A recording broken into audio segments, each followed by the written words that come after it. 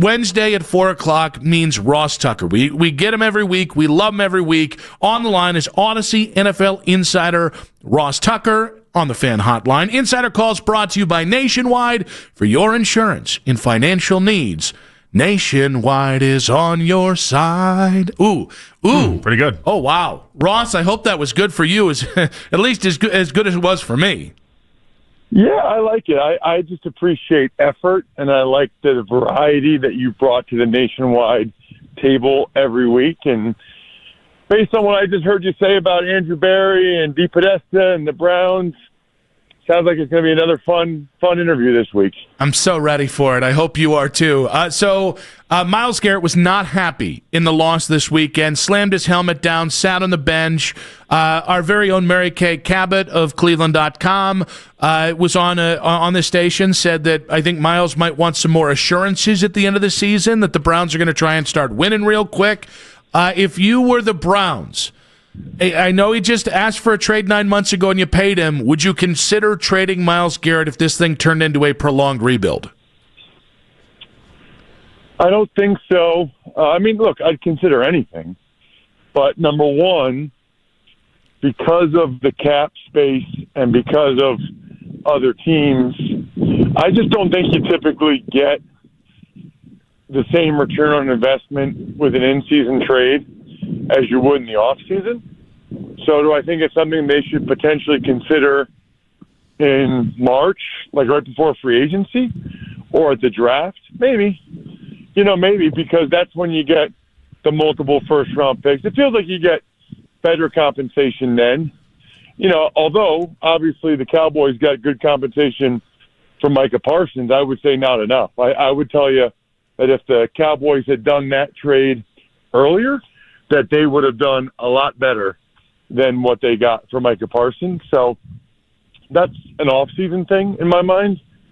But they already have a bunch of draft choices next off-season and a couple first-round picks. And I feel pretty confident that they're going to have to show some real progress next year. Andrew Berry and Stefanski, if they're even still there, which I suspect they will be, I think they're going to have to show some real progress next year. And I don't see how moving on from Myles helps you do that. That's the thing I don't really understand sometimes about some of the folks I talk to in Cleveland. It's like, on the one hand, there's all this frustration and consternation with the team's record last year and this year. And then on the other hand, a lot of people want to trade Myles and get draft picks and rebuild. I guess my question is, which one is it? Do you want to win more games now, or do you want to trade Myles and just totally start from scratch? Yeah, I think the puzzling part for a lot of people here, Ross, is the idea that they haven't won a lot of games, but they've never given us the impression, like at least 1-31, they were very obvious about what they were trying to do. Last year, they made every attempt to try to win, and this year it also felt like to everyone that they were making every attempt to try to win as well. And we just kind of get stuck in this limbo territory with this team constantly, and it's almost like we just want them to choose a lane and actually dedicate themselves to it over anything else, and they just refuse to do that. Well, so that's interesting because I thought it was very clear with their off-season moves, and in particular the Travis Hunter trade, that they did not have high expectations for this year and that they were gearing up more for 2026. I mean, they scrimmaged the Eagles, and I called that preseason game, and I was at the practice, and I don't know. I mean, even just people that are around the Browns that I spoke to kind of felt like if things really went well, that they would win maybe 7 games this year. I mean, that's the thing that, listen, I was once a fan. My family and friends, they're fans. Like, I totally get it. But what I would ask you guys and everybody listening is, what did you think was going to happen this year? I mean, from my perspective, okay, not a Browns fan, just someone that calls their games sometimes and follows them because I'm on with you guys every week. What's going on with the Browns so far this year is pretty much what I expected. I mean, what are they, 2-5? I would have thought that would be their record. Maybe if things went well, they'd be 3-4. Yeah, I would have told you that Flacco would start a handful of games, and then they would go to Gabriel, and then at some point, unless Gabriel played really well, they would go to Shedeur, and they would finish with somewhere between 4 or 5, maybe 6 if things went really well, wins, and they'd have probably 2 top 10 picks, and they would draft a quarterback really high, and that quarterback would be surrounded by a bunch of good rookies. I mean, I don't know. I mean, look, they're not going to come out and say we're not trying to win, because they are trying to win, and they're not going to come out and say we're rebuilding. But when you trade down in a draft to get a first-round pick the following year, that's all you need to show. I mean, as soon as you trade down in this year's first round to pick up a first-round pick next year, that's like a huge sign that says we are building this for the long term. We're not all in to try to win this year. Yeah, and so I think so. Nick saw it that way. I saw it that way. Nick said 3 or 4 wins before the season got underway. I said 3-win Wilson, baby. I said 6 wins. You talk to us every single week. I think we've given you the impression that it's not a surprise to us, but there's many people in the media. There's people on the station that said they were going to win 8 to 9 games, and so I think that's where some of the mixed messages from when you talk to other people in Cleveland come from. Is that it wasn't just universal across the board. Hey, this is what they're doing. It was definitely a belief among some fans, whether it was wrong, and it seems like it was wrong, that this team could be an 8 or 9 win team, and they were in fact trying to win games, and they were in fact trying to do stuff. Where when they went 1-31 over 2 years, Ross, they did come out and say they weren't going to try to win. We had it in Hugh Jackson's contract that he got bonuses for the amount of losses that he got. They were very apparent about the losing. And they've also gotten blown out in 4 of the 8 games. I think that might be what driving. It's not like they're close losses. Half the games have been not even close to competitive. Okay, so Nick, you thought they'd win 3 games, but your frustration is that when they lose, you want them to lose closer. I do want that. You're kind of mocking me, but do I think they should be more competitive early in the season? Because if you're getting blown out in 4 of your 8 games in the first half of the season, I don't know that I want to know what December looks like.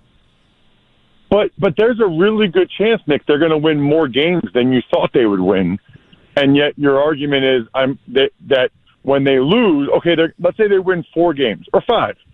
When they lose, I don't care that they win a game or 2 more than I thought they would. I just want their losses to be closer. I don't care about the win total. I care about the competitiveness at large. So, whether they're a 3-win team or a 5-win team, neither of those things is a success. No kidding. Nobody's saying it is. I don't know what we're doing. Listen, I mean, I don't know what you guys want me to say. I think sometimes I feel like people are talking out of both sides of their mouth. They were competitive for the first half against the Patriots, and if Gabriel didn't have a couple really bad interceptions, they probably would have been competitive the whole game. But he did. Ross, do you think it's a talent issue or a coaching issue with the Browns? Primarily talent. I mean, they are bottom 5, maybe bottom 3. I mean, I don't know, maybe bottom 1 at by far the most important position in the sport, which is quarterback. So if you're bottom 5 at the quarterback position, you already have almost no chance to be one of the 25 best teams in the NFL. So think about it right there. Let's start with that. Mm-hmm. Then they're bottom 5, maybe bottom 3 at wide receiver, which is really not good when you have bottom 3 or bottom whatever at quarterback. I mean, in a passing league, to be bottom 3 at both quarterback and receiver is not a recipe for success. The offensive line is not what it used to be. The offensive line was the biggest reason, I thought, for their success in 2020, 2023. Those guys are not what they used to be. They're not in the top half of the league. they're pretty clearly, I would say, in the bottom half of the league, especially with the injuries they've had. So then your two best offensive position groups, running back and tight end, three of those four guys are rookies, of the guys that really get playing time, or at least should at those spots, are rookies, which, I think it is a talent perspective, but I also think that's probably why Andrew Berry having this great draft this year was probably just in the nick of time for him. Probably perfect timing, because it's kind of hard if you're the owner and you made this move to trade down and get another first-round pick next year, and you have these extra picks. Do you want to get rid of the GM that just had one of the best drafts in franchise history? I don't know. I mean, I would be nervous about doing that. They might do it, but I'd be nervous about that. I would want to keep rolling with that guy that just drafted Judkins and Schlesinger and Fannin and these guys. You mentioned bottom one as far as quarterback is concerned, then. Would you make the move to Shedeur coming out of the bye to take on the Jets? No, I wouldn't. I mean, listen, I don't feel like Gabriel's been that bad. I thought the Patriots game was his worst game, and I thought the turnovers were not good. And that's the one thing I thought was good about him, is that he knew what was going on, smart kid, protect the football, get the ball out quick, and that was not the case. I mean, the deep interception, that's not a throw you can make, and that's not something that he had exhibited previously. So it's kind of like the conversation we had about Flacco earlier in the year. If Flacco's going to be giving them a chance to win games, then leave him out there. But if Flacco's going to start turning the football over, then why are you even putting him out there? Well, similar with Gabriel. The difference is he's a rookie. And on the road, he threw a couple picks. Okay. Feels like to me like that's the first time I've really seen that from him. I felt like in a lot of the other games, certainly the Vikings game and obviously the Dolphins game, he did give them a chance to win. So I'm not moving on from him after 4 games. I mean, there's 9 games left. I would let him have the bye. Let him have a bad game against the Patriots. Gosh, I mean, I'm doing the Titans game on Sunday for CBS. Cam Ward's had a turnover in every game. He's had a bunch of bad games, but he's the number 1 overall pick, and he's got a lot of physical ability, so everybody just is like, okay, yeah, this is just part of it. But because Gabriel was a 3rd-round pick, he has 1 game with the turnovers, and now it's like, oh, we got to move on to the other guy. I don't agree with that at all. I would give Gabriel at least 2 more games out of the bye, see how they go. So then you'd have 6 games for him. And if it's trending in the right direction, keep rolling with him. If it's trending in the wrong direction, well, then maybe Shedeur does get the final 7 games, which would be a heck of a sample size and a heck of an opportunity for him to show what he can do.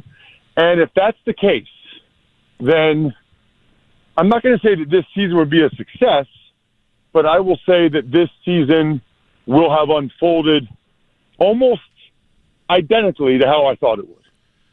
If Gabriel gets 6 or 7 games and then Shedeur gets 6 or 7 or whatever, I will tell you that on some level, the season would have gone according to plan. At least according to my plan. Maybe not the Browns' plan, but kind of the plan I saw when the draft unfolded the way it did. Ross, Bruce Arians said on the Pat McAfee show yesterday he thinks every head coach in the AFC North is on the hot seat. JP and I don't agree with him, but do you agree with Bruce Arians? Yeah, I do. I actually do. I think if the Ravens really falter, even when Lamar comes back and don't make the playoffs, I think Steve Bisciotti will have some interesting decisions to make. Do I think he'll move on from Harbaugh? Probably not, but I don't think it's 0%. I would say the same for Mike Tomlin. They get out to 4-1 or whatever their record was. Now the defense, which is kind of his baby, is horrendous, and they had an unbelievable advantage to try to win the division with Cleveland being what they are, with Burrow getting hurt, with Lamar Jackson getting hurt, if the Steelers lay an egg the rest of the way and don't make the playoffs, I think that the Rooney family would at least have to consider it. You know, Zach Taylor, I would have said that I thought he had a free pass with Burrow getting hurt, but then when Flacco plays that well and you come out and you lose the next week to the Jets and you fired your D coordinator, who's now the D coordinator of maybe the best team in football, and instead brought in a guy from college who just gave up 500 yards to a team whose owner said the quarterback can't complete a pass that week. That's a bad look for Zach Taylor. So I think he's on the hot seat. And then in Cleveland, you know, you guys know I think Stefanski's a good coach.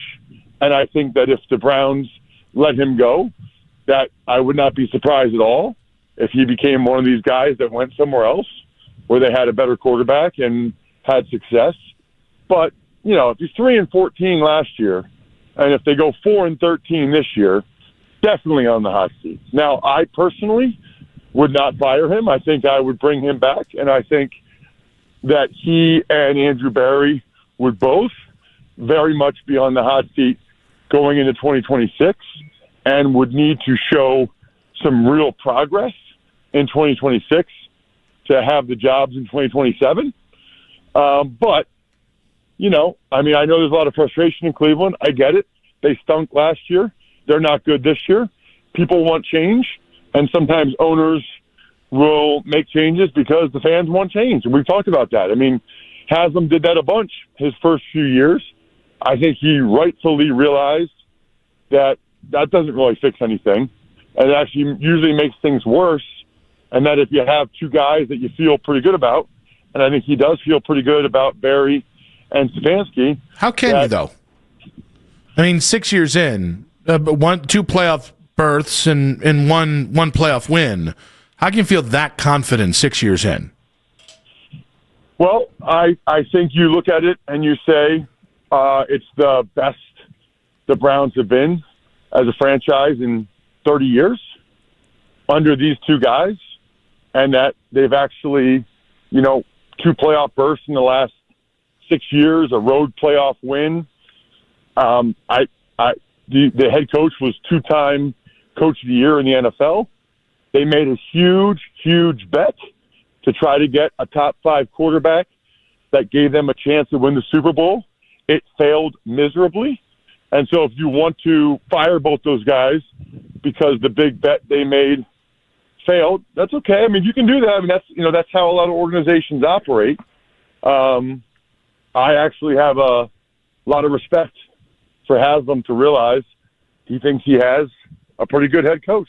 He thinks he has a pretty darn good GM, and he wants to continue to work with them and think that that gives him a better chance for success in 2026 than cleaning house or bringing in new people. Ross, not always popular. I mean, what fans want, okay, is fans are frustrated, and rightfully so, and they just want blood, and they want change, and they don't care what it is. But then you get into being the Titans, okay, which I'm calling their game on Sunday. And what you do then is to appease the fans and the media, you make a major change every year. So you fire the GM, then you fire the coach. Then you fire the GM, then you draft the quarterback number 1 overall. Then you fire the GM, and those teams don't really have success. But you haven't fired a head coach or a GM in 5+ years. So you'd have to do that over the next 5 years. So I don't know. It's like what organization? Real quick, Ross. When you won a road playoff game for the first time, in 6 years ago, and then made the playoffs 2 years ago with a 38-year-old quarterback out of nowhere. What team? What organization would have swung on the Deshaun Watson trade and not fired one or both principal people who made that trade when it failed? The Pittsburgh Steelers. When have they ever made a Deshaun Watson type trade? The Philadelphia Eagles. They haven't made that. You asked the question, which organizations would do something like that and not necessarily fire the guy? I'm telling you, it's some of the organizations that would do that. Ross, we got a boogie, buddy. Not because we're going back and forth, but because we got a boogie. We're up against it. But we appreciate you. Thank you, Ross. We don't always agree, but we appreciate you, buddy. Later, dude. Later, dudes. That was Odyssey NFL insider Ross Tucker.